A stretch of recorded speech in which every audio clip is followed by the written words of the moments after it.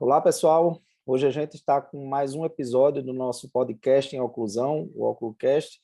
Hoje com um convidado ilustre, o professor Marcelo Calamita, que desde já eu agradeço aqui o convite do professor e ter aceito participar desse nosso podcast, abrilhantando muito mais. E tenho certeza que a gente vai, dentro dessa conversa aqui, desmistificar um pouco sobre o tema que a gente escolheu hoje, que é o de dimensão vertical. Então, professor, já agradeço enormemente aqui a presença. Passo a palavra para o Alex também dar suas boas-vindas para a gente iniciar esse bate-papo. Então, Marcelo, primeiro te dizer que uma admiração muito grande por você, você sabe disso. Por isso a gente fez questão que você estivesse aqui entre os primeiros a falar, pela seriedade, pela experiência e por ser um clínico que dá aula. Porque isso é muito importante, eu acho. Uma pessoa que é clínica e que tem uma clínica sólida, né, de muitos anos também. Então, eu estou muito feliz mesmo de você ter aceito esse convite, também muito honrado por isso. Eu acho que a gente sempre está crescendo e aprendendo juntos. Então, seja bem-vindo. E eu queria começar te pedindo para você falar um pouquinho de você, para quem ainda não, talvez não te conheça, né? E falar o que te levou dentro desse tema específico que a gente está falando, que é a dimensão vertical, o que te levou para o estudo da oclusão propriamente dito e assim um breve histórico que você possa fazer disso. Bom, gente, um prazer. Obrigado, Gustavo. Obrigado, Alexandre, pelo convite. Um prazer inenarrável, como você falou, estar aqui com vocês mais uma vez, nesse papo sério, papo de gente séria, papo de quem conhece oclusão, de que se dedica ao estudo de oclusão, apaixonados por oclusão, na verdade, né? É um prazer, eu espero que essa nossa conversa seja uma conversa muito produtiva e que traga informações muito valiosas para as pessoas que estão nos ouvindo, que estão nos vendo, que praticam, que buscam, né, exercer uma odontologia séria, baseada na melhor evidência científica disponível que nós temos até o dia de hoje. A sua pergunta, né, como eu comecei, bom, quando eu me formei, isso acho que foi muito próximo. O Gustavo já é bem mais novo. Você se formou em que ano, Alexandre? 86. 87. 87, eu acho. 87 ou 86, agora por aí. 87 e você, Gustavo? Eu formei em 2001. 2001, né? Outra geração, na verdade. E eu me formei em 88. Então, quando a gente se formou, Ale, o estudo da oclusão, o ensino da oclusão era muito forte, né? Então, eu era, assim, eu percebi, eu gostava de prótese, eu comecei a gostar de prótese muito desde o terceiro ano de faculdade, já fui monitor, a USP tinha curso diurno e noturno, então eu fazia diurno e pedia para ajudar os professores no curso noturno, já desde o terceiro ano, e comecei a perceber a importância de duas coisas, na verdade, né? Como eu ajudava na prótese fixa, comecei a perceber a importância do planejamento e comecei a perceber, quer dizer, antes de tudo começar, e comecei a perceber a importância da oclusão, né? Logo no começo, no meio e no fim. E me dediquei demais para ser desde um aluno esforçado, um monitor esforçado. Logo que eu me formei, a gente começou a fazer toda uma sequência ali uma sequência que tinha na USP, né? A gente era estagiário de didática, estagiário científico, antes de entrar até na pós-graduação, e sempre, ao mesmo tempo que eu estava na USP, eu também, ao mesmo tempo, uma clínica, começando, mas naquela época era mais fácil começar, né? Sempre pingava um paciente ou outro, e a gente não era tão complicado quanto hoje se abrir um consultório, então a gente abria, sempre ia pingando um amigo daqui, a amiga da tia dali, uma recomendação, e sempre fazendo uma clínica de prótese, uma clínica com bastante prótese, não só prótese fixa, com prótese total, com prótese removível, e onde, né, em que essa disciplina da oclusão é absolutamente fundamental.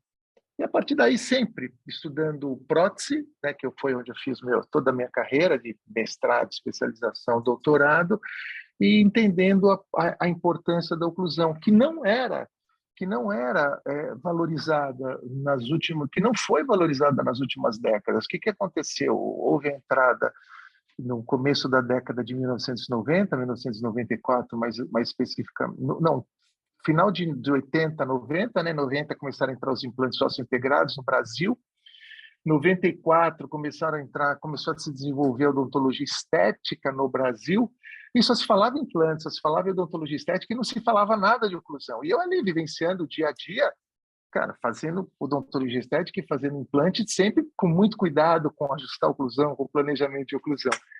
E falando sobre isso, né? Mas eu falava um pouco aqui, um pouco ali, nas oportunidades que eu tinha de dar aula, mas era um tema pouquíssimas pessoas se interessavam, assunto chato.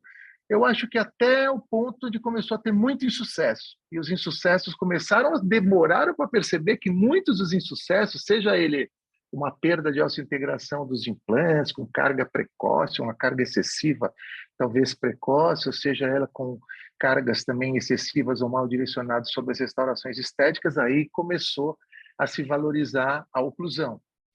E agora, nós vamos chegar nesse ponto, né, que é o ponto atual, aí virou uma terra de ninguém, né? Gente que nunca falou de oclusão, que quer começar a dar aula de oclusão. O que eu brinco é o seguinte, tem gente, se você faz um curso de faceta, eu vou dizer para você, você faz 1 ou 2 casos de faceta, dá para você dar um curso de faceta, porque o curso de faceta, assim, o preparo é previsível, desde que você selecione o caso, moldagem é tranquila, cimentação, um negócio assim... É técnica, né, Marcelo? Muita técnica, né? muito tranquila, né? Uhum. Agora, você querer dar aula de oclusão, você pode até ir lá, decorar alguns princípios e dar na sua aula ali alguns princípios decorados, mas oclusão tem muita exceção, tem muita coisa que foge à regra, né? Tem muito entendimento do sistema, é um sistema estomatognático, mastigatório como um todo. Então, você pode dar regra, mas eu vou dizer para você, no consultório, na clínica diária, é tanta coisa que foge da regra, que a gente tem que entender quando foge da regra, como é que você traz de novo para a regra, né? Porque é isso, é ir lá e buscar o paciente de volta, que a gente fica preocupado, é onde saem essas coisas, e no meio assim, das pessoas que tentam ensinar o básico, aí surgem as atrocidades, a pessoa que não tem o mínimo embasamento e que começa a falar realmente bobagem, né? Aí a gente ouve muita bobagem, asneira, essas asneiras têm que ser combatidas, vocês estão combatendo, e eu sempre que possível combato também, porque realmente a gente ouve falar coisa que não faz nenhum sentido do ponto de vista científico e clínico. Eu acho que... Fala. Não, só um ponto legal do que o professor falou, é essa questão do querer dar aula, né?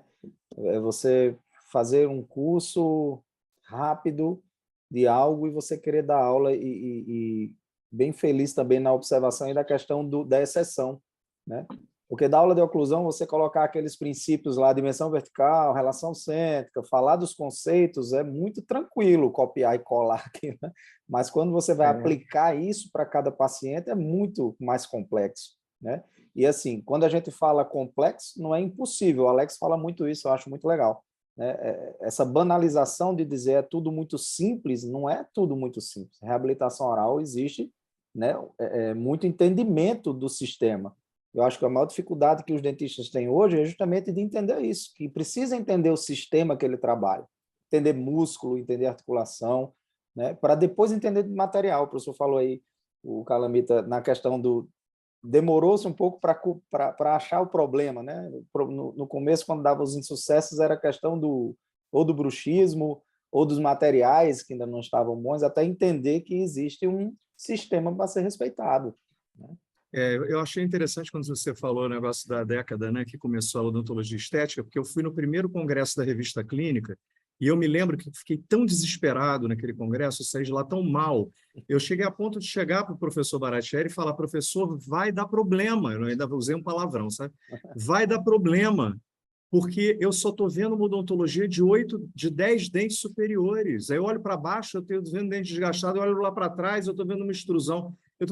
Isso não vai acabar bem. E realmente eu acho que o que alavancou, talvez, a oclusão voltar a ser uma coisa muito falada, foram realmente os grandes insucessos das pessoas que tecnicamente eram impecáveis, quer dizer, trabalha com microscópio, prepara com microscópio, cimenta com o melhor cimento do mundo, trabalha com o melhor material do mundo, tecnicamente é impecável, só que colocava um trabalho na boca da pessoa num sistema que ele não tinha a menor ideia de como funcionava.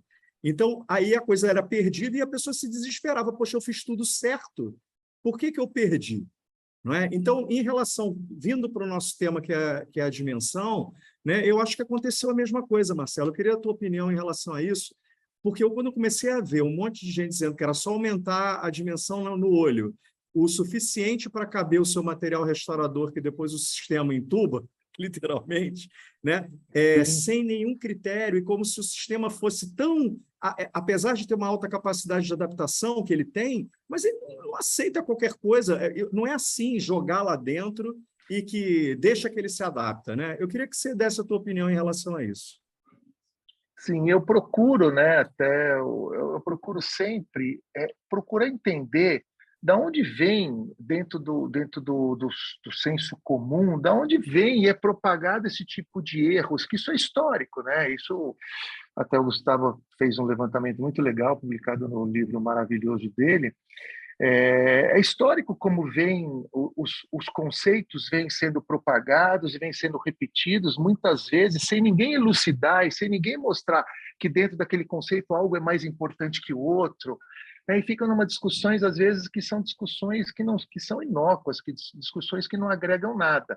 Então eu procuro ir atrás e falar, ver por que acontecem essas coisas. Então eu tenho algumas teorias. O que está acontecendo agora? Muitas das pessoas que estão tentando fazer reabilitação são pessoas que vêm da dentística. Então, o pessoal da dentística ele é muito bom, sabe fazer o isolamento absoluto legal, sabe discutir se é melhor cimentar com resina aquecida, ou com cimento resinoso, e fica numa discussão de metaloproteinase, umas puta coisa que não tem nada a ver, desculpa falar metaloproteinase, essas loucuras que você ouve falar de vez em quando, né? E que, ao mesmo tempo, eles aprenderam a restaurar pequeno, de partir de um dente, né, e para outro, e de repente eles se veem reabilitando, que aí a reabilitação envolve conceitos de prótese que são muito mais até relacionados, você tem que ter um conhecimento de prótese total, sim, prótese total, para você saber o que é uma RC, como conseguir uma RC que é super difícil, uma prótese total, muito mais difícil até do que para um paciente dentado, uma dimensão vertical, que a gente altera a dimensão vertical em quase em todas, 100% das totais que a gente faz, em quase todas as removíveis, né, em grande parte das removíveis. Então, eles não têm esses conceitos, criam medos, e a partir dos medos eles começam a criar aí alguns mitos, né? Se pode aumentar, se não pode, como é que aumenta, o que não aumenta. Então, já nós, né, nós da prótese, para mim, eu falei, a gente perde o medo desde cedo, porque a nossa grande escola, na minha opinião, é a prótese total. E quando você aprende a fazer prótese total, que o difícil não é a dimensão vertical, você não está preocupado só com a dimensão vertical, você está preocupado com em que posição você vai montar, RC, posição da borda incisal, você tem que estar preocupado em reposicionar músculo, aquela zona neutra, lábio, língua, tudo junto ao mesmo tempo. Aí você começa a fazer, erra muito, né? O prótese total, gente, eu erro até hoje, a gente erra às vezes, aumenta demais a dimensão, o cara Isso. parece um cavalo, tem que tirar um pouco, vai. Mas é um laboratório, né? É um laboratório, porque quando você faz com total, depois no paciente dentado, tá tudo lá. O que eu quero dizer, tá tudo lá? Os dentes estão lá. Então, a não ser que você faça uma ortodontia para modificar tudo, muitas vezes você tem que trabalhar com o dente naquela posição, né? Naquela posição, com seus pontos positivos ou negativos, e ver como é que você vai melhorar aquela oclusão com aquela, eu quero dizer, esqueletalmente o paciente já está ali. A gente vai alterar o quê? As variáveis, seja a posição, relação, vamos dizer assim, uma relação horizontal, vamos dizer assim, entre elas a relação cêntrica, né, pode dizer, e uma relação vertical da dimensão vertical. Tá certo? Tá fazendo sentido até aqui nessa conversa, né? Lógico que sim. Eu acho, a minha escola na reabilitação, eu fui lá na época do Ramsés II do Egito, né, do Tutankhamon, etc. Eu dei aula 5 anos em graduação e vi que não era o que eu queria para mim. Aí eu fui para minha clínica e continuei dando aula. Mas uma das disciplinas das quais eu fui professor foi da removível. E eu fiz estágio, eu sempre gostei muito de prótese a vida inteira, que nem você. Eu fiz estágio num consultório de um laboratório de um professor meu da removível, e eu, durante quase 12 anos da minha vida, fazia as minhas dentaduras. Eu encerava, incluía, prensava, dava acabamento, polimento, eu fazia o trabalho técnico também.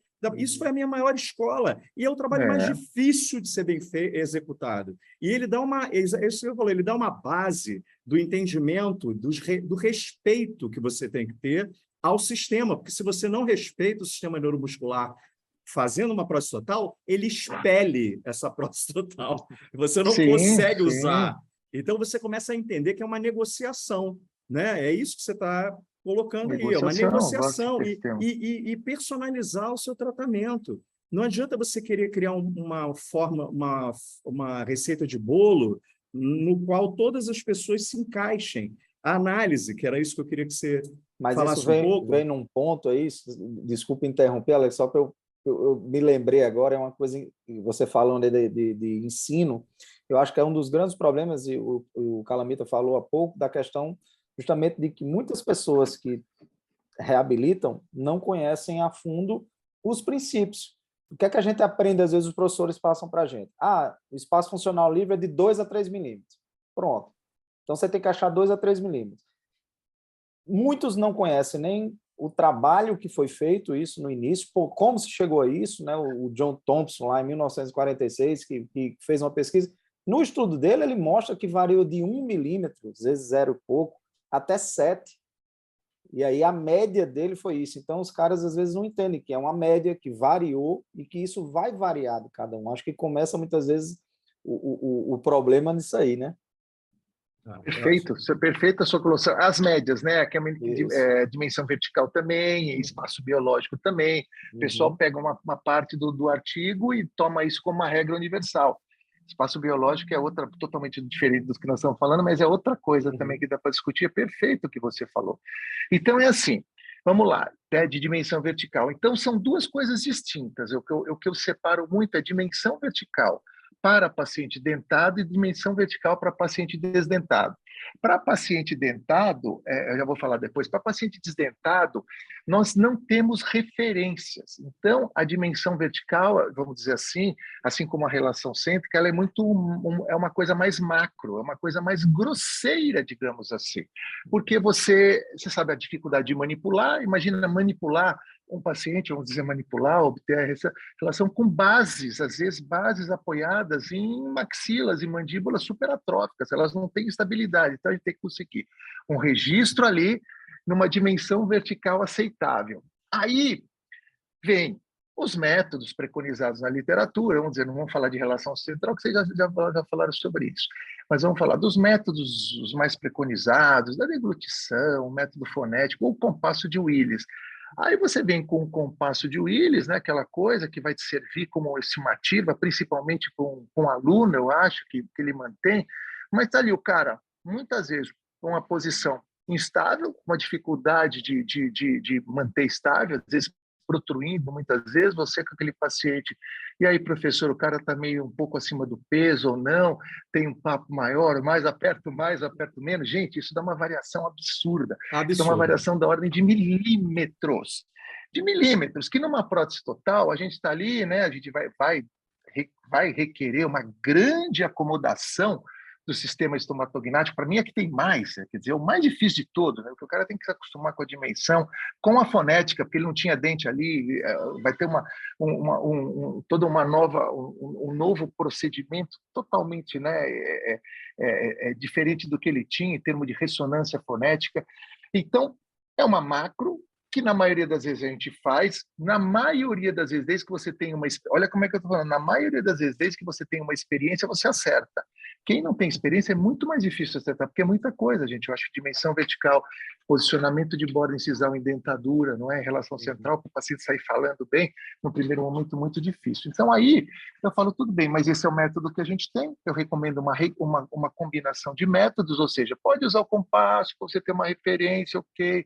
O espaço funcional livre, Gustavo, assim, é uma outra referência para ele valer ali um S, um S, um V, uma Peludo, Farofa, Mississippi, 66, Massachusetts, ninguém fala, né? Nem Massachusetts. Não é verdade? É brincadeira, né? Paciente nunca, de faculdade, jamais falou Massachusetts. Não sabe nem onde fica. Mas, assim, é muito louco. Então, a gente faz e, pô, é muito difícil no primeiro momento, principalmente o cara conseguir principalmente falar. Mas quando a gente não erra muito, eu digo assim, quando a gente não erra muito, o paciente consegue sair bem. E o principal, tanto para desdentado quanto para dentado, o ideal é ter que ter um provisório, aí vem o que você falou, Ale, porque você faz grandes modificações no sistema, e esse sistema tem que ser testado, ele tem que ser testado por meio de uma reabilitação que seja reversível provisória, né? Então, quer dizer, sempre que possível, testá-la em plástico, numa dentadura provisória, não tão cara, se for o caso, né? Se você tiver segurança, claro, já pode ir para o dente importado, uma dentadura caracterizada, mas de modo que o cara tenha ali uma imediata, porque a gente, na imediata, eu acho legal quando vai fazer uma dentadura, e a imediata é fundamental quando vai fazer uma prótese sobre implante. Aí é absolutamente necessário, né? Se acertar tudo na dentadura, na prótese imediata, para depois partir para o planejamento de implante. Aí a transição de dentadura para implante fica suave, mas a chave da coisa no desdentado é acertar na parte da montagem, na parte da dentadura. Tá claro aí? Né? Perfeito, perfeito. Desdentado. Pessoas confundem muito. Aí, vamos fazer para dentado. Para dentado, trabalhar com dimensão vertical para dentado, na verdade, é muito mais simples, porque os dentes estão lá. Quando você tem o superior e inferior, então, a mensuração fica mais fácil, porque você vai mensurar, você sabe que tem um arco ali, não é um arco de rotação, né, gente? Vamos sim fingir que é um arco quase de rotação, é rotação e translação, mas a gente sabe que aquela brincadeira de abrir e fechar, a gente consegue mensurar na ordem até de décimos de milímetro, né? Então, eu digo, gente, tem propriocepção, e a gente monta isso no articulador de uma forma super muito mais previsível, porque é muito mais previsível fazer o registro, é muito mais previsível montar no articulador albo e brincar com aquela dimensão vertical, de modo a gente proporcionar uma estética adequada e, ao mesmo tempo, uma função adequada. E, pelo amor de Deus, quando eu vejo um aluno, um profissional com compasso de Willis para ver o quanto vai aumentar num paciente dentado, isso me dá medo, porque aí, não, mas eu preciso deixar um espaço funcional livre de 2, 3 milímetros no paciente dentado. Falo, não tem problema esse negócio de... Marcelo, deixa eu só fazer uma parte para até acrescentar... que eu quero ouvir você sobre isso. Lulu, Lulu, um pouquinho de água. Oi, desculpa, só pedi um pouquinho de água aqui. Eu também esqueci a minha, mas tudo bem. Olha só, eu acho que assim, a gente sabe, quem está dentro da fisiologia há muitos anos, dentro já de uma linha de pensamento fisiológico mais desapegado do dogmatismo, de todo mundo tem que ser assim, tem que ser assado, a gente sabe que o espaço livre funcional é plástico também. Então, isso foi uma grande libertação, acredito eu, também para nós, reabilitadores, no sentido daquela rigidez, daquele limite, daquele dogma que era imposto. Não, espaço livre tem que ter. Então, assim, da mesma maneira que você falou que é imprescindível para uma prótese total, uma fase provisória, isso é a minha opinião, eu queria ouvir a sua, apesar de eu já sei, mas eu queria ouvir, para as pessoas ouvirem, porque, na realidade, eu quero que as pessoas te ouçam falando, como se eu fosse um aluno te perguntando. Eu acho que a fase provisória é imprescindível para qualquer reabilitação oral, seja com dente ou seja sem dente. Eu acho que, obviamente, em aumentos em reabilitações aditivas, né, que são aumentos mais sutis de dimensão, moderados, pequenos, não tem como você provisionalizar, às vezes você tem que deixar um mockup ali, testar esse mockup o máximo que você puder e ouvir o que o sistema tem para te dizer. Mas numa reabilitação total, de boca toda, prótese da boca inteira, eu particularmente, não consigo entender como se arrisca, né, colocar um trabalho desse tipo, chegue hoje com a boca arrebentada e saia depois de amanhã com 28 coroas de porcelana na sua boca. Eu acho que para mim, isso é uma coisa muito doida. Na minha cabeça, essa rapidez que hoje as pessoas querem com as coisas. Parece que todo mundo quer tudo para amanhã, como se tivesse que ser assim, né? Então, eu queria a tua opinião em relação a essa questão do somatório de técnicas que você pode usar para errar menos nesse aumento em paciente dentado. Porque se a gente tem tantos recursos, né, tem a morfologia que você pode usar, as referências morfológicas, pode usar medida facial se quiser, você teste fonético se quiser, enfim, a montagem mesmo, já o próprio registro, né, no próprio registro você já pode testar no seu registro, às vezes, o tanto de espaço que você tem ali para se movimentar, se o sistema compensou, não compensou, que é outra coisa que ninguém fala, né? Que o sistema compensa, né? Então, aquilo existe erupção passiva de rebordo, de dente, tudo, dependendo do tempo que desgastou. Então, eu queria que você entrasse nesse universo. Eu queria te ouvir falando disso, porque eu acho que é importante a gente falar da complexidade disso, né? Para mostrar para as pessoas que não é difícil, é complexo e tem que ter estudo e treinamento clínico, diagnóstico, tudo isso em cima, né? Para se mexer no sistema tão profundamente assim, né? Sim, sim. Bom, o que você falou é muita coisa importante aí. Eu espero Não, eu, não ter perdido, não perder a linha aqui. Então, vamos lá. Primeira coisa, quando a gente está... Primeiro, tem uma odontologia, que é uma odontologia, vamos dizer assim, você está se preocupado só em trocar algumas restaurações anteriores, por um problema estético, por um problema de cor.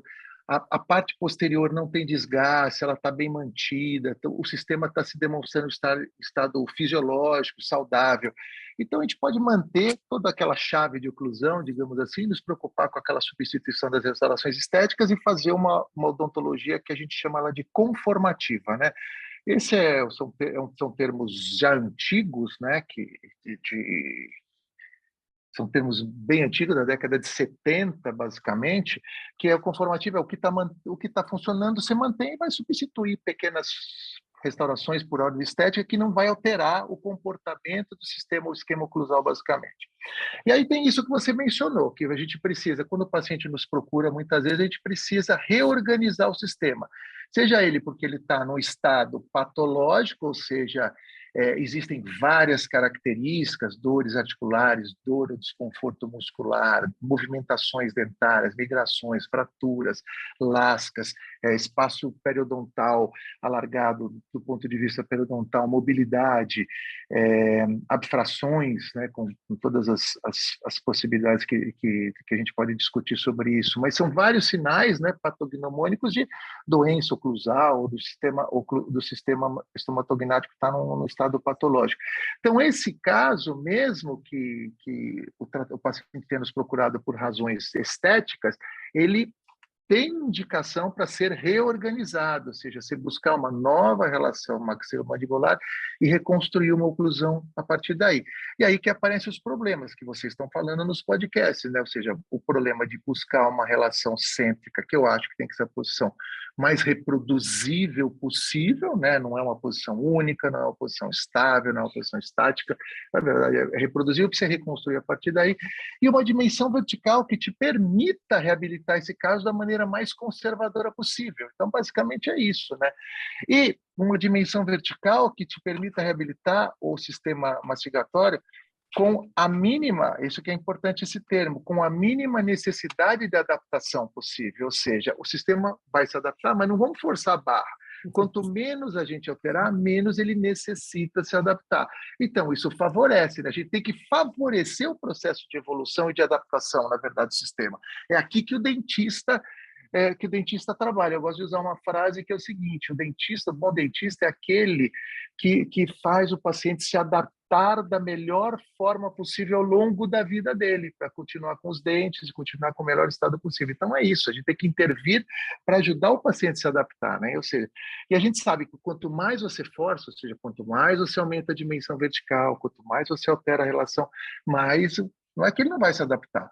Na maioria das vezes, gente, ele vai se adaptar, mas você força menos. Então, aumentar a dimensão vertical, falando aqui em linhas gerais, aumenta o mínimo necessário para você conseguir dar uma guia anterior, que seja uma guia anterior mais plana possível, dependendo do paciente, que você consiga devolver uma espessura mínima para não precisar desgastar aquele dente que já está desgastado, né? Você pode acrescentar estrutura dentro dessa odontologia adesiva, que eu acho que é maravilhosa, né? E de modo que você consegue restabelecer, você consegue atingir os objetivos do seu tratamento de uma forma pouco invasiva e muito biológica, porque você está, como a gente já falou, pouco invasivo, boa para a biologia e também o sistema de favorecer a adaptação do sistema. Então, essa a forma que a gente pensa, né, de trabalhar. Outra coisa que você mencionou é assim, as pessoas veem pacientes com dentes desgastados e já falam: professor, o paciente perdeu dimensão vertical. Peraí. Perdeu dimensão vertical. Quando tem o dente anterior desgastado, normalmente ele protrui e faz uma atrição naquela posição protruída, os dentes anteriores se desgastam e migram, né? E migram com aquele processo de erupção dental-alveolar compensatória. Mas você tem que olhar para os dentes de trás. Se os dentes de trás ainda estão bem posicionados, em número suficiente, sem desgaste, sem fraturas, normalmente os dentes posteriores estão mantendo aquela dimensão vertical. Então, ver dente desgastado não significa perda de dimensão vertical. Essa perda de dimensão vertical que normalmente, até certo ponto, quando ela não é exagerada, não é acrescentada de um grau elevado de erosão, de biocorrosão, digamos assim, ela é compensada parcialmente, até num nível bem satisfatório por aquele processo de erupção dental-alveolar compensatória. Então, não precisa reabilitar todo o paciente que você vê dente desgastado. Peraí, qual que é a idade do paciente? O paciente tem 60, 70 anos, está com o dente desgastado. Pelo amor de Deus, não precisa reabilitar esse paciente. Ah, mas ele quer. Mas ele quer melhorar a estética, ele quer fazer, tudo bem, ele quer, é uma outra discussão, mas não é que precisa, não é que precisa. Já um paciente jovem, quando tem uma perda grande, geralmente associada a refluxo, úlceras, bulimia, etc., aí talvez valha a pena acrescentar a estrutura perdida, que aí você também citou, que para mim é o maior problema de todos. A gente, como reabilitador, a prótese já tem muito estudo em cima disso, ou seja, a gente passa numa fase de preparos provisórios, a gente é cada vez mais minimamente invasivo, mais fino, mas quando você entra nesse muito fino, esse muito fino você só pode testar, às vezes, por uma reabilitação provisória, que é uma provisória por um mocap, que fica meia boca, vamos ser sinceros. Sim. Mocap, por ele acrescentar em umas áreas, não acrescentar em outra, a gente não consegue dar aquela finalização, aquela oclusão legal para testar legal a oclusão, não é? Para testar, para falar, pô, tá bem boa. Então a gente faz da melhor forma possível e depois faz essas restaurações bem conservadoras, que são difíceis de fazer, difíceis de colar, e muitas delas, com o tempo, às vezes fraturam. Qualquer material, seja resina ou coisa, elas começam a fraturar porque estão muito finas. Então, para mim, o grande problema como reabilitador são essas reabilitações que são muito conservadoras, que você não consegue testar, e não consegue testar. E, vou ser sincera com vocês, com todo mundo que está ouvindo, de vez em quando, bem de vez em quando, eu tenho que fazer essas reabilitações que praticamente essa que você falou, que não dá para passar por uma fase de provisório legal, testado e aprovado. E vou dizer para vocês que eu não fico 100% seguro, falo, puta, vou ter que fazer isso, não gosto de fazer, mas vou ter que fazer porque não dá, porque o paciente não mora aqui, porque o paciente quer, e eu sei fazer, mas não é que eu adoro fazer, porque eu gosto sempre de passar pela fase de provisório. Por quê? Pessoal, quem está ouvindo, é assim, todo mundo fala, parece que é muito fácil, você vai falar em aula, eu mostro, olha que caso lindo esse, caso 1, olha o caso lindo 2, o caso lindo 3, só que ninguém conta que no meio de 10 tem um caso que não deu certo, e esse caso que não deu certo vai ferrar a sua vida, vai te dar tanta dor de cabeça que você vai esquecer os outros 9 que mas esquece na hora. Por que não prestei atenção nesse caso? Então, assim, isso aí. Recomendo fortemente que passe pela fase do provisório, porque o provisório, na verdade, é a validação do seu planejamento, é a validação do seu procedimento clínico. E uma vez que ele está bem ajustadinho, você vai segmentando, vai trocando só o anterior, depois você troca os posteriores, ou seja, de modo que você vai mantendo referência. A perda de referência e querer reabilitar totalmente sem referência olha, nós aqui, você com 30 e poucos anos de experiência, o Gustavo aí com seus 20 e poucos também, a gente tem muito mais segurança de fazer. Eu vou dizer para vocês que a gente consegue, mas não é uma coisa que eu adoro fazer, sem referência. Falar, não gosto, é que nem fazer protocolo superior e inferior ao mesmo tempo. Gente, eu falo para o Pita, meu sócio, falo, pô, vamos fazer só superior, depois a gente faz inferior. Ah, mas é muito melhor para ser. Mas eu perco totalmente a referência, às vezes dá certo, quando não dá, sabe, uma desgraça quando a gente faz os dois, superior e inferior ao mesmo tempo, entendeu? Porque a gente tem que se preocupar com dimensão vertical, com RC, tudo ao mesmo tempo no paciente recém-operado, que não tem a mínima noção do que está acontecendo, às vezes sedado. É uma loucura. Entendeu? Então, só estou ilustrando, né, uma situação que é comum, né, mas é que eu não gosto de fazer. 35 anos fazendo, hoje em dia eu falo, não, vamos fazer só um superior, que eu mantenha a referência inferior, depois a gente troca, porque o paciente fica muito mais também tranquilo. Eu prefiro, né? São 2 procedimentos cirúrgicos, mas eu prefiro. Outro ponto que foi fundamental aí, que é a gente relembrar que, além dessas compensações dentárias, existe a compensação muscular e articular. né? E aí eu acho que o clínico, muitas vezes, ele comete o erro, porque ele olha dentes e esquece que aquele músculo, devido ao tempo que esse paciente passou com essa alteração de desgastes, o músculo está compensado. Então, você vai lá e tenta aumentar, né, vamos dizer assim, a dimensão a qualquer custo, né, a custo do material, às vezes sem essa avaliação de registros, eu acho que é aí onde se comete muitos erros, né? Por isso é importante a fase do provisório, e o Calamito falou bem, do provisório em prótese total, que geralmente a gente não faz, né? A gente já vai para uma prótese, mas mesmo assim precisa estar nos ajustes, porque é uma prótese muito difícil, o paciente vai se adaptar a tudo aquilo, né? Os dentes, a posição muscular, a posição articular, equilibrar aqueles contatos ali, e eu achei importante isso, a fase do provisório em toda a reabilitação, né? E o adendo que ficou, que realmente em alguns casos não tem como ser feito, mas que devem ser poucos esses casos, como o professor Calamito falou, né? Poucos esses casos em que a gente vá direto com segurança, né? Porque é difícil ter essa exceção, segurança, né? Isso. Tem que ser exceção, mas não a regra. Não, meu protocolo é sempre assim. Não, meu protocolo, pelo contrário, ele é sempre passo a passo. Agora, tem um caso ou outro de um paciente que tem problema de tempo, que não mora aqui, e que eu sou capaz de fazer, mas que eu deixo bem claro que não é minha preferência. Porque, mas você entende, isso é importante, só eu vou dar uma cortada agora, porque é importante o que você está falando, no sentido de mostrar para as pessoas o seguinte: por que você, eu, que temos 37 anos de prótese nas costas, podemos nos dar ao luxo de um ou outro a gente se arriscar a fazer, mesmo desconfortável, porque eu também fico. Porque a gente tem toda uma estrada diagnóstica, treinamento técnico, equipe interdisciplinar, uma estrutura que permite que dá a gente uma margem, um conforto para poder se jogar num caso dessa forma. Mas, assim, o mocap, para mim, para aditivo, ele é fundamental, o teste, eu mantenho ele ali 2 dias, se eu puder deixar 2 dias ajustado, para ouvir o sistema me dizer assim: nossa, estou me sentindo bem com isso na minha boca, não tira não, deixa aqui. Ou eu ter hoje com o fluxo digital híbrido, que é o que eu trabalho, né? Eu faço toda a estrutura analógica, montagem, a montagem e o registro analógico, e o meu escaneamento começa na bancada, né? Então, ele escaneia tudo isso e vai dali em diante o fluxo digital. E, às vezes, eu faço cera também, corrijo a cera e ele escaneia a cera. Eu sou assim, eu me adaptei assim e tenho menos ajuste assim.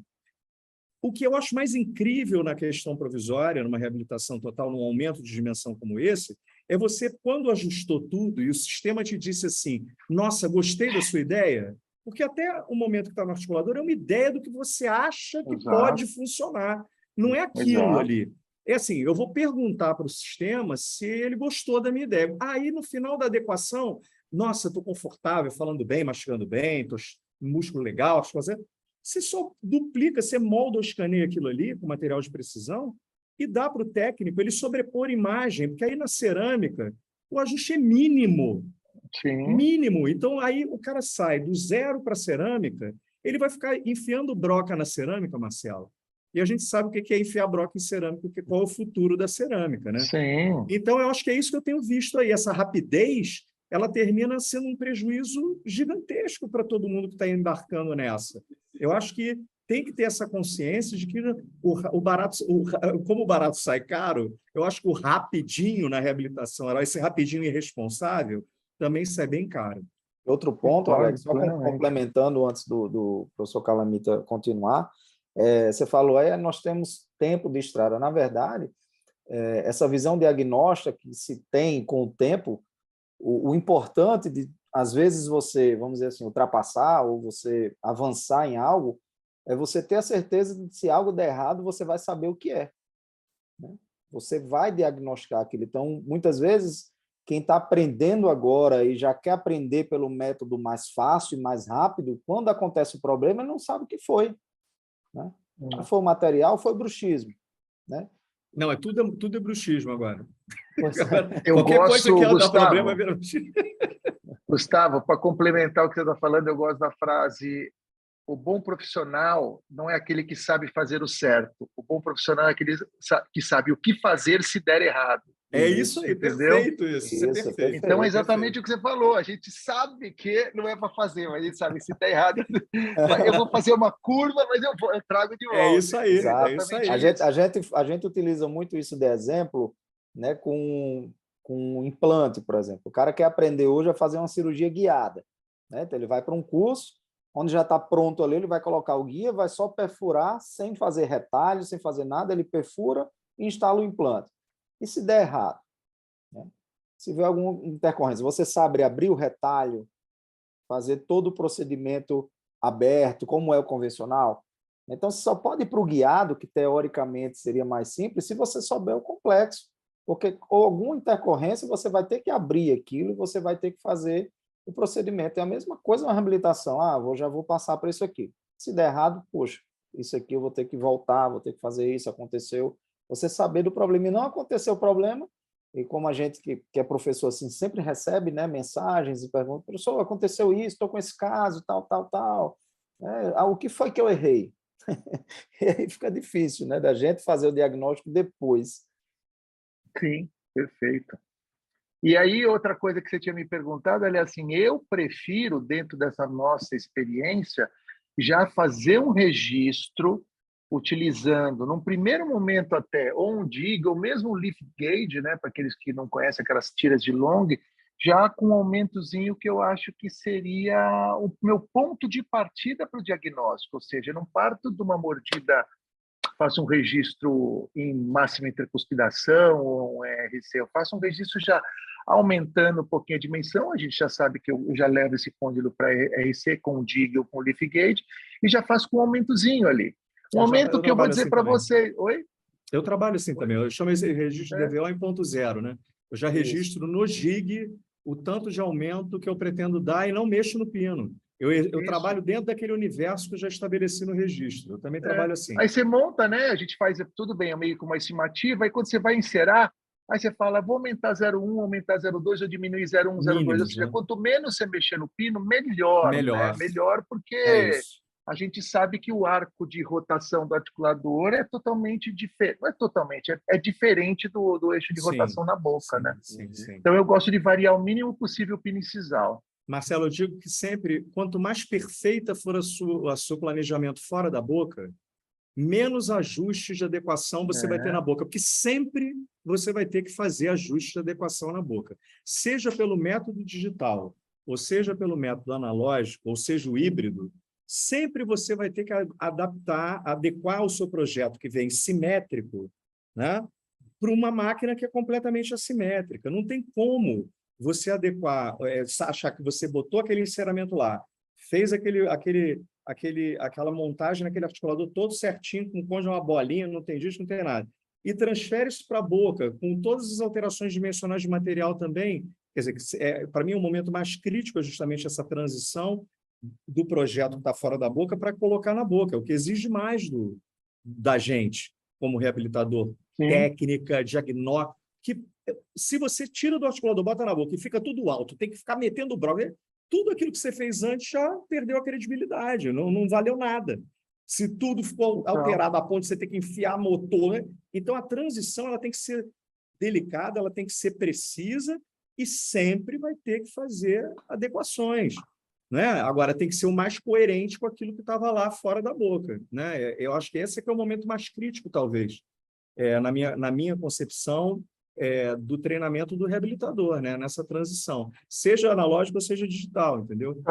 Total, concordo plenamente. Eu ia até puxar o gancho aí com essa colocação do Alex, fazer a pergunta para o professor, para ele comentar assim, a importância que ele vê do articulador, da montagem, do diagnóstico, se usa arco, se não usa, se compensa depois, falar um pouco rapidamente sobre, já que a gente está falando dessa técnica de aumento de DVO, eu acho, bom, tem muitas discussões em cima disso, né? Do arco facial ou não. Eu acho assim, todas as vezes que nós vamos reorganizar a oclusão, a gente vai precisar de um articulador, né? Você vai falar, se você vai fazer um unitário, 2 unitários, aquela oclusão, aquela, como a gente falou, abordagem conformativa, trabalhar naquela máxima intercuspidação habitual do paciente. precisa de articulador, porque eu preciso de um contato ali cêntrico e basicamente não deixar que ele interfira nos movimentos de lateralidade. Então, basicamente é isso. E é grande parte da odontologia que a gente faz, né, gente? É grande parte da odontologia, é um trabalho super rentável. As pessoas, não sei porque tem o estigma disso, eu adoro fazer posterior, fazer 1, 2 posteriores, gente, é porque prepara, molda, cimenta, é muito tranquilo, né? Não está problema estético e funcional, só ajustar direitinho. Já as reabilitações, elas dão bastante dinheiro, dão, mas também dão muito mais dor de cabeça, potencialmente dão dor de cabeça, né? Porque tem que planejar, tem que se certificar. Não podemos nos esquecer da equação que tem o paciente normalmente é uma grande fonte de problemas também, nos seus desejos, nas suas necessidades, umas expectativas malucas às vezes, né? Então, essa é a reabilitação, esse é o mundo da reabilitação, né? Então, a gente precisa estar muito atento a isso. Gustavo, desculpa, me perdi. Qual foi a pergunta? A questão da importância do articulador. Do articulador. Do articulador, então. Então, vamos lá. Então, vamos reorganizar. A gente precisa do articulador. Mas você usa o articulador analógico ou virtual? Gente, vamos falar sério. No mundo, né, a odontologia digital ainda é uma minoria de pessoas que pode investir no equipamento, no scanner, principalmente, né, no scanner intraoral. Se eu acho bom, eu como reabilitador recomendo, eu acho que tem muitas vantagens. A gente não usa ele 100% das vezes. Eu não uso 100% das vezes, embora dê para usar 95% das vezes, mas eu uso bem menos do que isso, mas eu gosto, tem muitas vantagens a meu ver. Mas, assim, por isso que eu ensino e por isso que eu continuo ensinando a odontologia analógica, porque o cara precisa dominar a analógica para um dia ele entender a digital.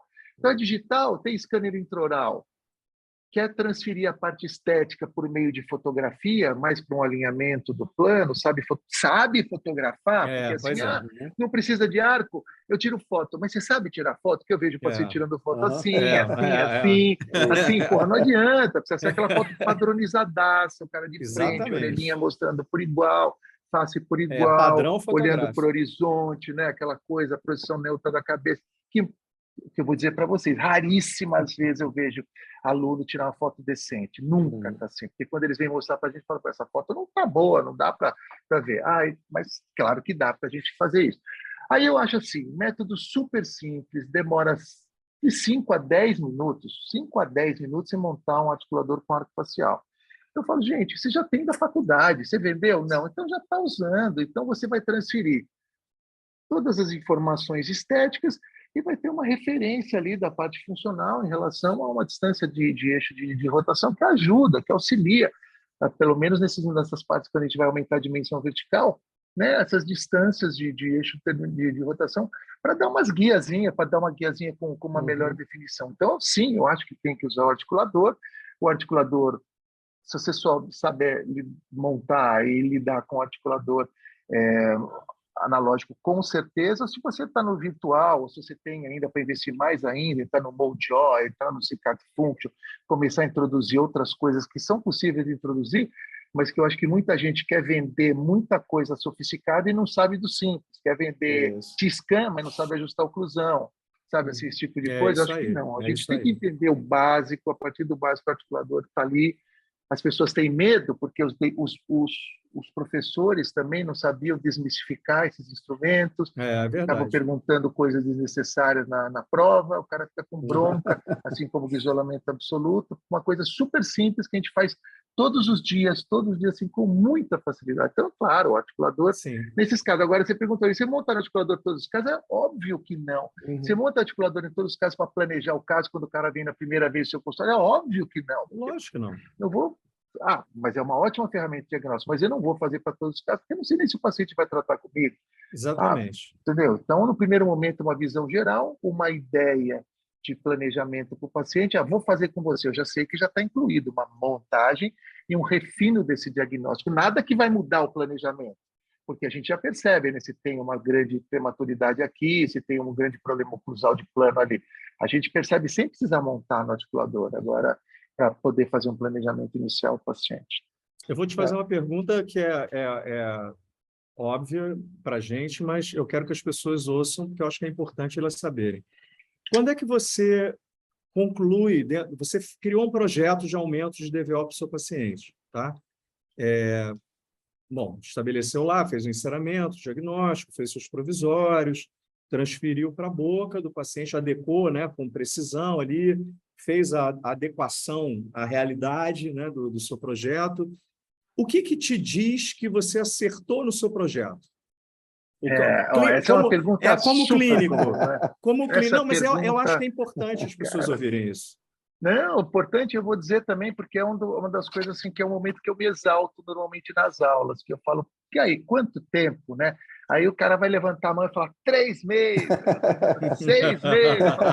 Quem que falou isso? É uma loucura, isso é totalmente empírico, né? Uma doideira. Peraí, depende do estado inicial do paciente, como é que ele estava, todo aquele processo de adaptação, a TEME estava saudável, a musculatura estava saudável. Você fez aí essa alteração, está trabalhando com provisório, com ajustes, tal. Como é que o paciente está se sentindo? A TM está legal, a musculatura está legal, está falando bem, está se comportando bem. Eu falo, se isso estiver bem, eu vou dizer para vocês, não é pretensão minha. Na grande maioria das vezes, em pouquinhas semanas, o paciente está, meu doutor, está ótimo. Eu isso aí. começo a trocar não tudo de uma vez. Aí eu mantenho, por exemplo, os de trás, troco os da frente, para manter as referências. Então, em geral, gente, poucas semanas. Eu deixo, vou dizer para você. 4 semanas, vai, tá tudo bem, eu sigo o jogo. Menos, se tiver tudo bem, eu falo, já vou trocando os anteriores, que trocando inferior não dá problema nenhum. Você já está ali, é só fazer do mesmo tamanho, da mesma. Tá. Então eu vou trocando aos poucos, gente. Olha, eu não sabia que você trabalhava assim, porque eu trabalho assim, eu falo isso nos cursos, eu não moldo boca inteira, eu até brinco, olha, eu não tenho nenhum trauma de infância, nenhum problema para resgatar, para poder me fazer sofrer de moldar, e nem o paciente enfiar fio na boca do cara inteiro e perder minha referência principal, porque eu transformo aquele sistema, depois que ele está adaptado, para mim, paciente assim, assintomático, a nível muscular, articular e tal, pacientes assintomáticos, no máximo até 3 semanas, o paciente já está feliz da vida, dizendo assim, olha, nem tira isso da minha boca que está maravilhoso, se foi tudo bem projetado. Né? E eu nunca moldo total, eu passo a ter uma nova oclusão fisiológica ali, que os próprios provisórios mantêm as referências todas. Pô. Quer melhor que isso para ajustar o outro trabalho que vem depois? Eu acho sensacional ouvir você falar isso, porque eu não sabia que você trabalhava assim, também fazendo essa substituição em blocos. E eu acho que é uma forma de você ter mais controle e menos ajuste ainda, né? Total. É a forma mais previsível de se trabalhar. Eu gosto de ser previsível. Eu não gosto de ter emoção. Eu gosto de um consultório falar, hoje eu vou mudar tanto. Já bastam as inerentes. Né? Tanto. Exatamente. Então, raramente dá problema desse jeito. Agora, quanto mais elementos você molda, quanto mais você fica sem referência, mais você fica à mercê de uma montagem incorreta. E se a montagem for micrometricamente incorreta, quanto mais elementos tem, mais vai dar errado. Ou seja, é isso aí. É isso aí. Perfeito, perfeito. 2 pontos aí que eu queria só fazer um comentário que eu acho muito legal, dos que estão escutando e assistindo, essa questão do que o Calamito falou, do medo que se tem do articulador, né? Passado de professores, muitas vezes, né? Que eram para justamente desmistificar o uso disso aí. Então, às vezes, o cara tem medo, não sabe usar, não sabe exatamente o passo a passo daquilo ali, e o que ele vai gostar de escutar muitas vezes é que não precisa. Né? Então, se ele escuta alguém falando isso, não precisa, esse cara está certo. E muitas vezes vem desse nosso medo. Né? E mas também a gente pega professores que querem, eu acho que isso vem da minha geração. Tá? Na minha geração, tinham muitos professores assim. Isso. Eu tive um professor que fazia uma média do ângulo de Fischer com o ângulo de Bennett, dizendo que ele fazia um cálculo aritmético, quase ocupava o quadro negro inteiro para dizer que ele ia fazer para botar. Aí eu perguntei, só fiz uma pergunta para ele, mas professor, o articulador foi feito para registrar o ângulo de Bennett. Por que o senhor está fazendo? E aí o cara se enrolou todo. Então, era tudo muito assim, sabe? Então, eu acho que isso afastou muita gente fora as brigas conceituais também, né? Todo mundo queria ser o pai da relação cêntrica, então era aquela brigalhada de cada um dizendo que o conceito. Quando a gente tinha sorte, Alex e Calamito, de ter um professor que entendia do assunto. Às vezes a gente vê professores mais recentes assim que dão aula de oclusão justamente do copia e cola, vai lá num livro, vê aqueles conceitos, vai passando e vai falando. Eu tive professores muito bons, graças a Deus, o professor Alfredo, um grande mestre, que me passou muita coisa boa, Mas, infelizmente, não são todos que têm. Então, já vem com esse... Primeira coisa que faz os alunos, eu vejo, eu acho engraçado, a primeira coisa que eles estão se formando, já quer, uma boa parte quer vender o articulador. Já coloca para vender, para comprar. Isso que o Ale gosta dessa parte aí de falar, né, de adaptabilidade do sistema, de fisiologia, gente, aí parece, né, que a gente está inventando, falando uma coisa super moderna. O que acontece é que esses professores que você está falando, Gustavo, que eles vão perpetuando aqueles dogmas, assim, porque é fácil repetir dogma, mas o que o Ale está falando vem da década de 60, 1960, os estudos já de toda a parte europeia, o próprio Humphrey, ele já vinha toda com essa parte de adaptabilidade, que aí culminou no máximo com aquele tomo, né, de Charles McNeill, que aí, pô, você lê aquele livro, tá todo mundo em 1997 falando isso. Gente, é coisa que vem de 60, 70, todo mundo esqueceu, 80, todo mundo esqueceu. Quer dizer, os princípios da gnatologia foram perpetuados, embora a gnatologia tenha morrido em 1960. É verdade, porque se demonstrou que os princípios da gnatologia, os princípios realmente da década de 20, 30, 40, estava tudo errado. Era oclusão balanceada bilateral para dentado, causou catástrofes nos pacientes. Os ajustes profiláticos, né? Os ajustes profiláticos, né? E todo mundo tinha que estar na relação sempre. O Stuart reconhece isso. No final das suas publicações ali, ele que foi um gnatologista, ele fala ele foi fundador, né, da Escola Gnatológica da Califórnia. Ele fala depois desse problema de ter levado essa oclusão de prótese total, né, que foi onde tudo começou a ser estudado, para uma oclusão de dentada, de dentes, né? E isso aí, pronto, a neuroplasticidade, que se fala muito, né, hoje, neuroplasticidade, se você colocar, o Alex fala também disso, eu tive a oportunidade de ler alguns artigos e estudar um pouco também. Você fala neuroplasticidade, nossa, coisa nova, mas neuroplasticidade em 1890, 1900, já tinham tratados falando que era neuroplasticidade, mas é o que o Calamity falou, é o dogma, é a crítica que a gente fez, Calamity, no podcast da Relação Centro, que às vezes parece que a gente está criticando autores antigos ou os pesquisadores, pelo contrário, a gente está criticando os recentes que continuam sem evoluir, né? Pega aquele conceito lá e não traz para a realidade, para o entendimento que a gente tem hoje da fisiologia, né? Da neurofisiologia, ou seja, existe uma posição ali legal para você começar de referência, mas não é um ponto ali específico, você não vai conseguir empurrando, fazendo aquelas manipulações. Eu acho que praticamente isso que a gente... A gente, como educador, a gente precisa distinguir duas coisas aí dentro de tudo que nós falamos, né? Tem a ignorância, que é o cara que é ignorante, vai perpetuando, que ele pega de orelhada e vai falando as besteiras para frente. E tem outro problema dentro da educação também, que é o ego, sabe? O ego, o que acontece? Muito professor é muito apegado com o que ele criou, com o que ele aprendeu. O que ele aprendeu até do outro professor dele, ele continua arraigado, assim, ele continua defendendo princípios que, peraí, tem coisa que já mudou. Vou dizer, até o meu ídolo, Peter Dawson, ele se apegava a coisas e fala, não é mais assim, mas o cara está falando, porque tudo bem que funciona na mão dele, mas funciona porque a mão dele, não é porque o conceito dele está certo. Entendeu? Então, assim, tem que diferenciar uma coisa da outra. É exatamente isso, e é uma coisa que virou quase que uma religião, uma seita, né? O cara parece que você fala coisa, a pessoa não ouve, ela não quer ouvir, ela não quer sair daquilo ali, e ela se sente atacada se você tenta colocar de uma outra forma, o que é pior ainda, né? Porque às vezes você tenta posicionar olha, isso já não é mais assim, não se pensa, não, mas eu faço assim há 40 anos e não sei o quê. Tudo bem, mas eu sinto muito, mas a ciência evoluiu, os conhecimentos da fisiologia humana evoluíram, né? Os aparelhos para se fazer exames evoluíram. A gente já sabe que não é assim, né? Há muito tempo, né? Então, eu acho que o grande problema, quando eu falo, né, que eu sou apaixonado pelo sistema, e por isso que você falou aí, da capacidade de adaptação, talvez o que eu tenha mais estudado nos últimos anos da minha vida seja esse universo da adaptabilidade. Eu falei muito isso publicamente, né, sobre isso. Só que eu vejo que tem pessoas que pegaram isso que você está falando aí, pegaram isso, o sistema se adapta muito.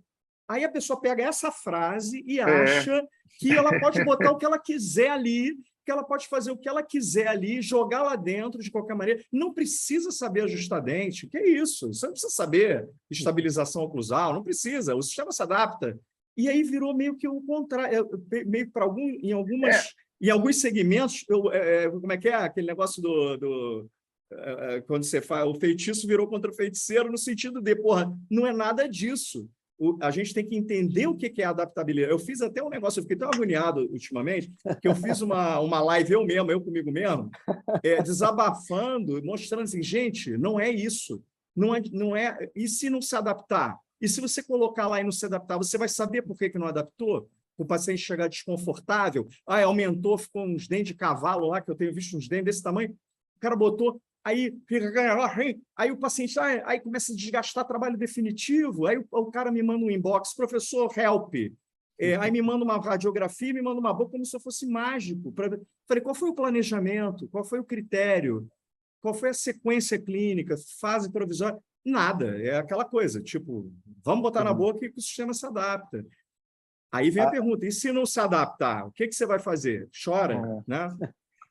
Isso vem até, desculpa jogar a lenha da fogueira, isso vem desde a ortodontia, né? Porque muitos ortodontistas tratam pacientes jovens, e o paciente jovem, a gente responde muito bem, ele se adapta muito melhor. Aí o cara termina sem contato, graças a Deus o dente flui, o dente movimenta, o dente busca contato. Agora, tratar adulto, principalmente a gente que faz prótese, adultos maduros, o sistema tende a se adaptar menos. Então, não dá para terminar uma ortodontia mal terminada, não dá para terminar uma oclusão, porque não vai contar com uma extrusão de um dente aqui, com uma movimentação ali para estabilizar, porque muitas vezes aquilo fica instável, acarretando, né? Potencialmente acarretando. A gente sabe que Deus é muito amigo dos dentistas, que se Deus fosse punir toda a merda que fosse feita, estava ferrado, né? Coitado dos pacientes. Mas, assim, a gente sabe que potencialmente a gente pode causar problema, né? Eu falo sempre o seguinte, e isso com certeza, porque eu sei que você também tem esse mesmo pensamento. Se você tem um sistema que está doente, ou com problema, impedimento funcional, que justifique um tratamento de reabilitação, seja ortodôntico ou seja protético, né? Eu acho que a partir do momento que você vai botar a mão ali para reabilitar, você tem obrigação, isso é na minha cabeça, você tem obrigação de devolver algo o mais próximo possível do que seria uma oclusão ideal, né? Aquela idealizada, que é um modelo fácil de reproduzir da guia de canino, guia decisivo, estabilidade posterior, uma posição articular legal, uma musculatura. Quer dizer, você devolver algo mais... Eu não posso terminar uma ortodontia com mordida aberta anterior nem posterior. Eu tenho recebido gente que vem de Invisalign com mordida aberta posterior. Aí o paciente fala, não, deixa que o sistema se adapta. Cara, eu quando ouço agora essa palavra, o sistema se adapta, eu falo, meu Deus, será que a culpa foi minha? Que eu falei demais? Que eu falei demais que o sistema se adapta? Que não é possível, cara. Mas surreal, foi o que o Calamita falou, Alex, de deixar tudo mais próximo, ou seja, mais fácil do organismo se adaptar. Acho que a oclusão é uma das áreas, assim, que sofreu mais na odontologia ao longo do tempo, se a gente for pensar. Porque, assim, no começo era tudo oclusão, né? Se você não tivesse aquilo, você ia ter DTM, você ia ter bruxismo. O bruxismo, já a oclusão foi a causa, não foi culpada pelo bruxismo, foi culpada pela DTM. Chegou um ponto em que os professores, os pesquisadores, não causa tudo isso, então deixa para lá, né? Não precisa aprender. Então, houve essa década, esse tempo aí que a oclusão foi esquecida, até prestar atenção que ela é preciso para a função, né? E aí começaram a ter os insucessos e as pessoas começaram a estudar, e aí começaram a estudar vendo tudo do passado de novo, ou seja, e fica esse samba, vamos dizer, né, do crioulo, porque uma hora, mas eu não preciso fazer assim, então todo mundo se adapta, então deixa de qualquer jeito. Não é assim, você precisa. Mas você falou que não existe relação sempre. Não existe daquela forma. Existe uma posição para você ir buscar. Né? Sim. Dimensão vertical, eu vou levantar no pino, então, porque o cara vai... Não, você precisa deixar próximo do que é adequado para ele. Mas como assim? Então, eu acho que o que falta hoje, na minha concepção, na minha opinião, por partes de vários professores, né, às vezes renomados, que dão aula sobre o assunto, e entender mais a questão da oclusão, não dos conceitos. Eu acho que as pessoas... conceitos a gente é fácil de entender, mas entender do sistema, né? Do sistema, como o sistema se adapta, quando ele não se adapta, A gente fala muito de desprogramação, e quando você fala em grama muscular, as pessoas se arrepiam. O quê? Ah, isso é coisa nova. Esse engrama, isso é coisa nova? Não. O que é isso? O cara vai botar um gramado na casa dele? Não, assim. Você não desprograma algo, você desprograma aquele engrama. Ah, como isso é formado? Propriocepção. Então, assim, eu acho que falta um pouco disso, e a função até do nosso podcast, né, das lives que faz, é passar um pouco disso para o clínico, né? Precisa conhecer o sistema para trabalhar, não conhecer conceitos. Conhecer conceitos é fácil, né? Mas precisa conhecer o sistema. Eu acho que é um caminho, né, Marcelo? Eu queria, assim, que você falasse assim, agora para as pessoas que estão ouvindo a gente, que ouviram a gente falar sobre esse assunto, dentro da tua experiência, né? Se você tivesse um menino que está começando agora, né, que quer reabilitar, né, ele quer ser reabilitador, eu acho que qualquer pessoa pode ser reabilitadora, desde que ela entenda que é um caminho, um processo, né? É uma caminhada de aprendizado clínico, diagnóstico, formar equipe, para poder errar menos, né? Eu queria que você desse esse recado assim, olha, eu quero poder trabalhar grandes reabilitações, eu quero poder saber como trabalhar essa questão da dimensão, da posição articular. O que você falaria para essas pessoas que estão começando e querendo entrar nesse universo realmente desgastante que é a reabilitação oral, que não é bolinho, não é para qualquer um, tem que ter... Então, deixa eu fazer um link aqui para vocês terem uma ideia. Meu filho está se formando daqui a 6 meses, eu peguei ele... mas olha só como é que são as coisas. Eu peguei ele para fazer estágio essas semanas comigo. E calhou de eu ter vários casos bastante complexos lá para ele ver. E olha o que ele me diz, essa geração nova. Eu falo, nossa, pai, isso é muito difícil de fazer, isso é muito complicado, é muito complexo. Ou seja, como eles veem, demora muito, pai, dá muito trabalho isso daí. Eu fui lá, ele foi lá ver o Pita, fazer implante é mais fácil, fazer harmonização é mais fácil. Isso aí. Sabe, é muito mais imediatista. Então, eu digo assim, o que eu costumo dizer em curso, tudo, eu falo assim, fazer reabilitação, gente, vale muito a pena fazer, mas tem que fazer bem feito, porque se você não fizer bem feito, você vai colher muito de sabor. Esse sabor vai levar estresse, vai levar perda de tempo, seu tempo do paciente, vai levar perda de dinheiro sua e do paciente também. Então, é necessário uma bagagem aí para que você possa fazer isso de uma maneira previsível, né? E para isso não tem jeito, não dá para sair da faculdade e achar que você vai fazer essas reabilitações lindas que você vê no Instagram. Passo a passo, vai começando com um caso menor, vai pedindo ajuda para fazer um pouco maior, até você sentir segurança em fazer um caso complexo. Com certeza tem que ser acompanhado com cursos de caráter teórico e também teórico-prático. Essa geração também está saindo com pouco embasamento, principalmente essa geração da pandemia, que não tem embasamento nenhum, não tem parte prática, deixaram de ter muita parte prática. Então, tem que ser acompanhado com cursos teóricos, curso teórico, e saber que depois de alguns anos, não é assim, de alguma semana, você vai ter mais segurança para tratar esse paciente, que eu vou dizer para vocês, para mim veio depois de alguns anos, eu fazia muita reabilitação. Para mim também.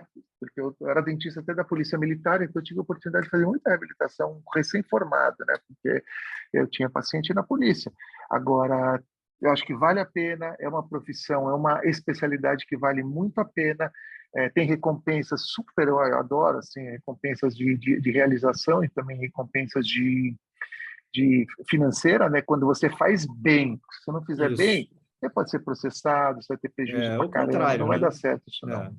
Mas é isso, não é reabilitação, é assim, quero fazer reabilitação, recomendo fortemente que faça curso de atualização em prótese, especialização em prótese, para aí sim tá o início, né? O início, não é nem que você já vai vai sair desses cursos sabendo tudo, vai sair com uma base inicial e poder começar a entrar nesse mundo. Né? É isso que eu ia complementar o professor Calamita nisso. Às vezes, eu sou professor de graduação, sou professor de especialização, de pós, e a graduação, cada vez menos, eu tenho vários professores, colegas que dão aula em graduação pelo Brasil, cada vez menos a gente tem carga horária menor em prótese, né? que é clínica, teórica e clínica, então isso já diminui muito como você sai. E os cursos hoje também, né? Os cursos de especialização, Às vezes você tem cursos com dupla, tripla certificação, o cara faz prótese dentística e digital num tempo que ele fazia antes só prótese. E só prótese, num tempo que a gente tem, de 24 meses, também é curto se a gente for ver o tamanho da prótese, né? Você tem prótese parcial removível, prótese total removível, prótese fixa e prótese sobre implante, né? Além disso, você depois vai ter a questão mais específica dos laminados, preparos. Então, assim, existe muito, eu falo muito para os alunos, existe muita preparação, muito estudo. Às vezes, nem só com a especialização você vai sair, nossa, já vou sair fazendo tudo, vai sair com uma De boa jeito base, como o nenhum. professor falou, boa base, é o dia a dia que vai fazer com que você vá treinando isso, vai errando, porque vai errar, erramos hoje ainda, né? Às vezes temos que repetir algumas coisas, mas essa questão do imediatismo realmente prejudica É muito. total, mas isso é o que a geração é essa, e eu digo isso há anos, eu falo, não é porque você é especialista em prótese que você pode se intitular um reabilitador oral, de casos complexos, mas não é mesmo. E eu acho que o que acontece hoje, que me assusta muito, e que eu fico até triste, porque eu vejo pessoas que têm um nome, têm uma credibilidade no meio, né? E que para vender curso, né? Porque literalmente é isso, para vender curso, ficam fazendo essa propaganda enganosa. Você tem medo de caso complexo, medo de reabilitação? Não tem problema, faz o meu curso aqui, compra o meu curso aqui, que ele vai fazer tudo para você, você não precisa nem ajustar nada, é só botar na boca, tá tudo bem, que se chama SADAP. Então, essas coisas me assustam e me deixam triste, porque essas pessoas podiam estar colaborando positivamente, né? Assim, esses cursos todos que proliferaram aí, que proliferam cada vez mais, imediatistas, porque eles falam exatamente o que essa geração quer ouvir. Não precisa montar, não precisa demorar, não precisa não sei o quê, não precisa não sei o que lá, é só fazer isso aqui, bota lá que tudo bem. E aí as pessoas começam a se dar mal em massa, só que ninguém posta o esqueleto que tem dentro do armário. As pessoas só postam o sucesso, né? Então, infelizmente, a gente está vivendo esse momento. Eu tenho muito medo do que pode vir pela frente, porque cada vez mais a gente vê isso acontecer e essa banalização, porque isso não é simplificar, porque simplificar com responsabilidade é uma coisa. Você adquirir uma técnica, você estruturar um protocolo que facilite o caminho, mas embasado e responsável é uma coisa. Agora, você banalizar, não precisa isso, não precisa aquilo, não precisa não sei o quê. É isso que me assusta com relação, principalmente à dimensão vertical, que eu acho que talvez tenha sido o que mais foi esculachado nesse período todo que a gente viveu de pandemia aí. Né? Você não concorda?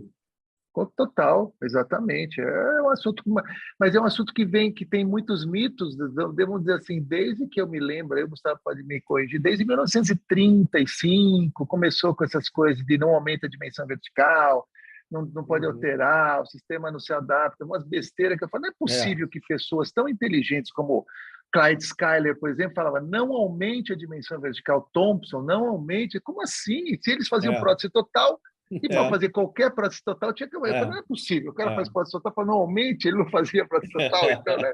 Não é verdade? Eu não entendo. Eu estou falando de um cara genial, que é o Skyler, né? Que falava para não aumentar. O Dawson falava para não aumentar também. Peraí, não é para aumentar aleatoriamente, de maneira totalmente sem planejamento. Mas, gente, um aumento planejado, um aumento estudado, bem ajustado, que quando você aumenta a dimensão, eu costumo dizer assim, o problema não é aumentar a dimensão vertical, é ajustar a oclusão na nova dimensão, porque é uma nova oclusão. Aí o cara aumenta a dimensão e não sabe ajustar a oclusão, entendeu? Então o problema não é aumentar a dimensão, é ajustar a oclusão na nova dimensão. É isso aí, é uma nova mesmo, é isso, não se restabelece uma dimensão. O que o cara tinha antes, ninguém nunca mais vai saber o que era. Restabelece é tudo novo. essa palavra, Não odeio existe essa palavra, odeio também. Isso aí assim, é uma nova posição articular e uma nova posição muscular de estabilidade. Acabou, é tudo novo e está em teste. Você vai negociar com o sistema. É isso que eu acho que é o bonito desse trabalho, sabe? Eu acho a coisa mais linda do mundo é essa negociação com o sistema, sabe? Acho que o termo restabelece ficou muito, muito preso à questão da matemática que se tinha da gnatologia, né? do que se fala, era para ter 2 a 3 milímetros, ou seja, é 1 milímetro de diferença, que é muita coisa, de 2 a 3, né? Vai variar, você vai restabelecer o que tinha, mas o que é que tinha antes? Você não tem como saber o que tinha antes. né? Quanto era a dimensão dele, o espaço funcional dele? Então, o termo aumento às vezes assusta, porque você aumentou, foi além do normal. Não, né? Não é bem isso. Por isso que eu volto naquele ponto, da questão do entendimento do problema, do entendimento do assunto, que às vezes nem todos têm isso a fundo e termina deixando mais dúvida no aluno, né? Ainda hoje a oclusão, apesar de ter melhorado bem, mas é o calo dos alunos. Eles conseguirem entender. Outra coisa, Gustavo, que eu acho assim, eu vejo muitos professores, é um dos maiores mitos também que tem dimensão vertical, que é assim, melhorar o equilíbrio do terço inferior da face com aumento de dimensão vertical.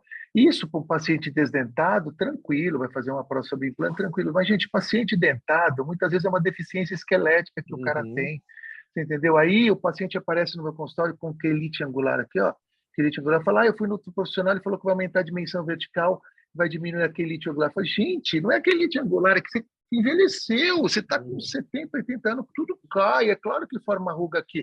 Aí, para você mudar a terço inferior da face, para você diminuir a quelite angular, você tem que aumentar 5, 6, 7 milímetros, que não dá para aumentar num paciente dentado, que ó, a mandíbula vai para trás, cara, aumenta demais o isso eu quero que você... horizontal. Isso está no teu artigo, e as pessoas têm ainda uma ideia, eles não têm ideia que a mandibular pensa que vai aumentar a dimensão vertical, aumentar a vertical. Vai continuar a relação. Eles trabalham com verticulador, né? É isso.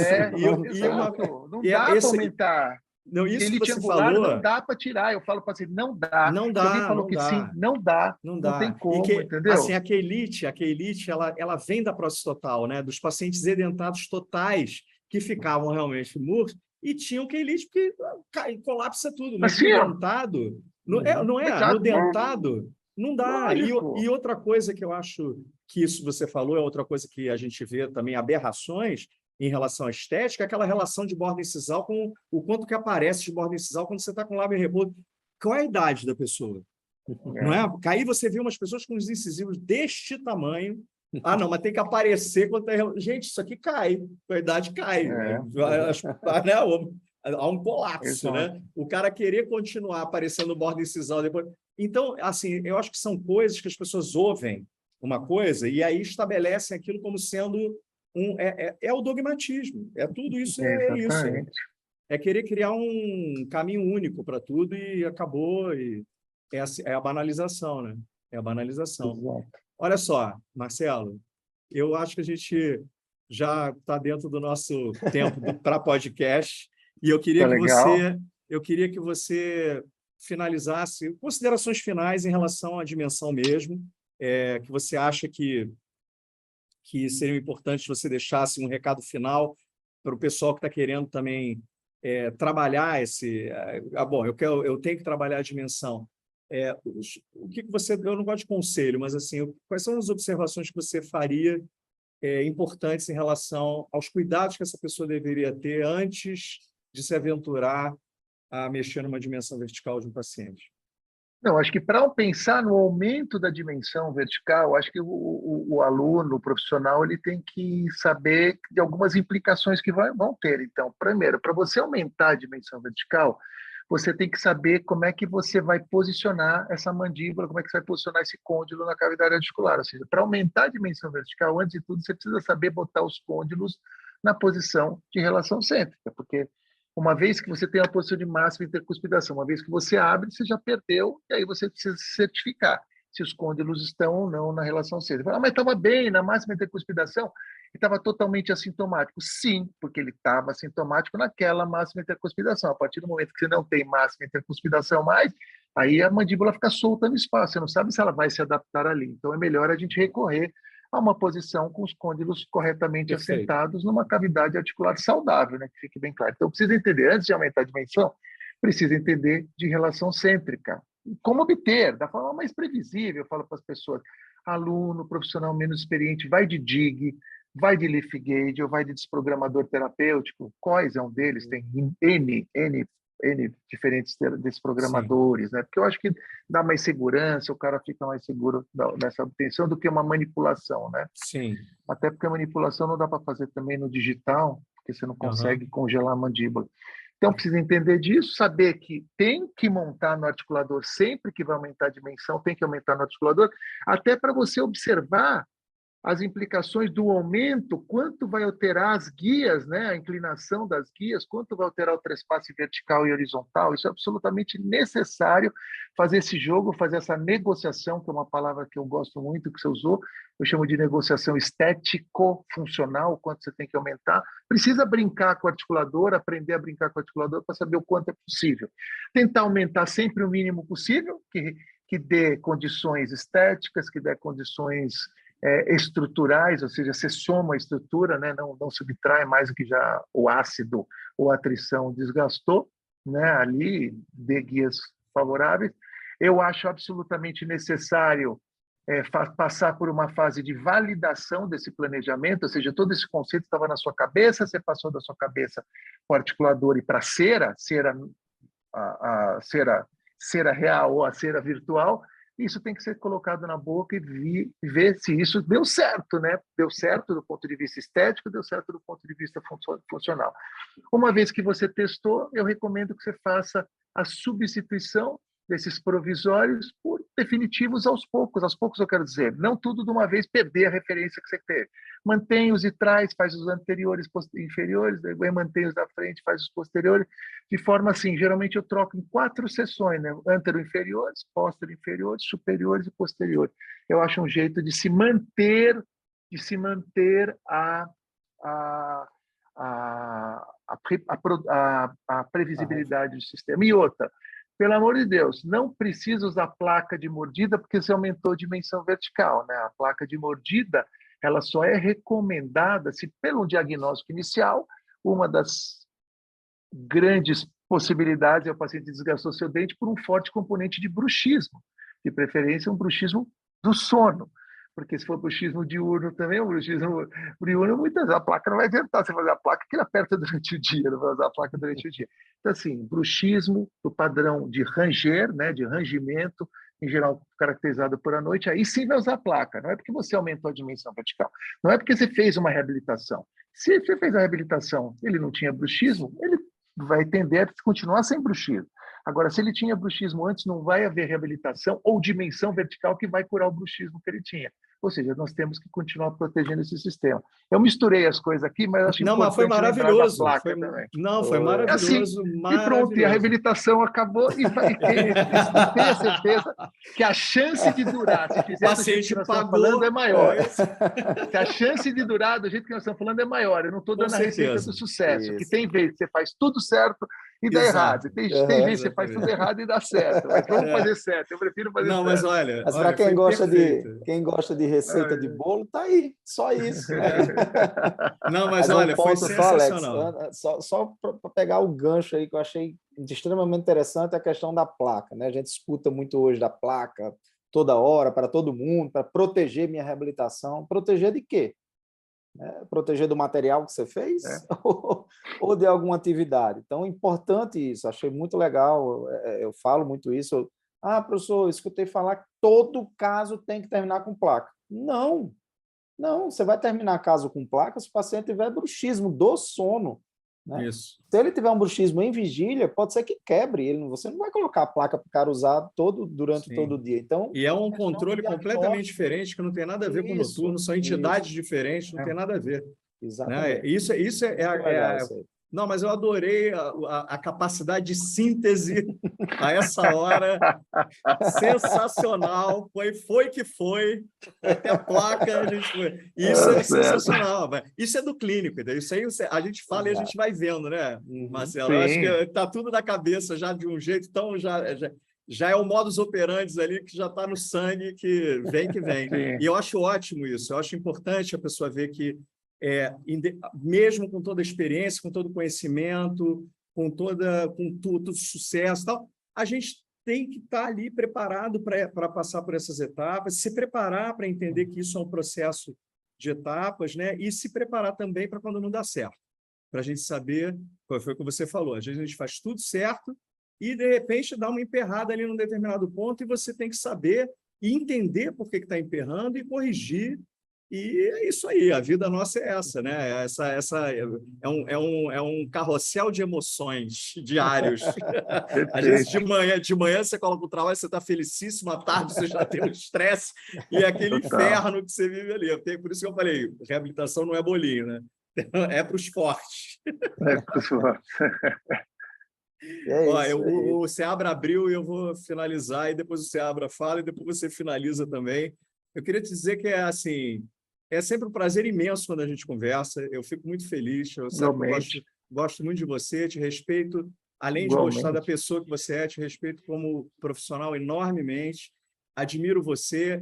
Assim, óbvio que a gente tem muita coisa em comum e parecida, e pensamentos parecidos, isso também ajuda a gente a ter uma afinidade maior, mas assim, é isso, sabe? Eu fico muito, muito, muito feliz mesmo de você ter aceito o convite, porque eu acho que vai contribuir bastante para a gente ir criando essas referências de orientação, sabe? Para as pessoas no momento que a gente está nessa loucura generalizada que a gente está vivendo na odontologia. Só te agradecer.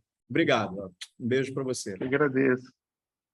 Gustavo, eu vou pedir para o professor fazer as considerações finais apenas, e eu finalizo, né, agradecendo e fechando o nosso podcast. Se quiser fazer eu agradeço muito, foi um prazer estar com vocês, que conversa ótima. Depois vocês me passam tudo para a gente divulgar isso daí. Eu vi vocês aí o final de semana maravilhoso no iate de 60 pés. Já deu para o Alexandre comprar. Eu espero que depois do sucesso desse, quando ele comprar aquele de 80 pés, que ele me convide eu só quero que você venha dar uma para poder te levar por toda a Baía da Guanabara, por Angra. Eu acho que o barco dele... esse barco que ele está comprando vai fazer uma travessia oceânica. Vai fazer. Barco é só dor de cabeça, meu filho. Eu tenho um amigo meu que tem esse veleiro e a gente aluga com ele e vai embora. Ele vai fazer o transporte para o SBOE desse ano. Estou doido para te levar nesse passeio. Vem para o Rio que eu te levo. Bora. Não, legal, gente. Foi um prazer mesmo. Eu espero, de verdade, né? A gente está aqui. Eu vou dizer que a gente trabalhou o dia inteiro. Tá, de certa forma, né, um pouco cansado, mas a oportunidade de compartilhar essas informações, gente, para quem ouviu, espero que tenha agregado de verdade. Aqui está, às vezes, trabalho de nossa vida, estudo de vida, a gente não está falando de orelhada, está falando realmente que a gente estudou, matutou, brigou com muita gente aí para tentar chegar nesses consensos, na melhor ideia possível a respeito desses conceitos. Tá? Um abraço para todos vocês. Agradeço e espero ter somado de alguma forma para cada um de vocês, para o aluno, para o clínico, para aquele que tem mais experiência. Um abraço e um grande abraço para vocês. Obrigado. Obrigado, professor. A gente fica extremamente honrado, né? O objetivo inicial desse podcast era justamente levar um assunto de forma mais leve do que a gente costuma ter em sala, né? Como a gente comentou aqui durante a conversa, e eu acredito que somou demais, né? Para mim foi uma verdadeira aula a gente conversar sobre alguns temas, esse resumo final que foi feito, assim, para quem está escutando desde o início, para quem está vendo agora, fechou com chave de ouro. Então é uma honra enorme, né? Sou seu fã, tive o prazer de conhecê-lo pessoalmente aqui no Natal, em Touros, né? No SBOE, e admiro demais o seu trabalho.